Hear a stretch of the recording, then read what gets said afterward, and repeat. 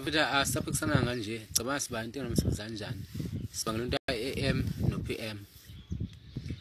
Uthi la omunye umuntu ayikho into ekuthiwa u4 PM kodwa u16 PM. Ngithi mina ayikho into kanjalo.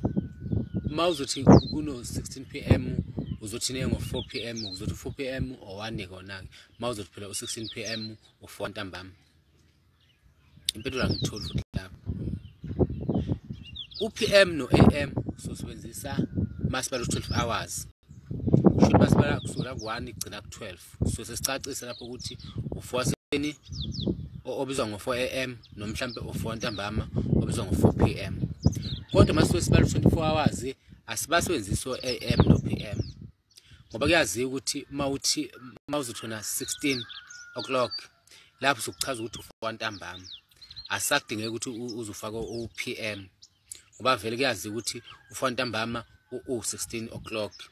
U4 ntambama kuyaziwa ukuthi u17 o'clock. Kaze la njalo unano sebusuku kuyaziwa ukuthi u21 o'clock. So into ka AM no PM isebenza kuphela mawusubala ngo12 hours kuphela.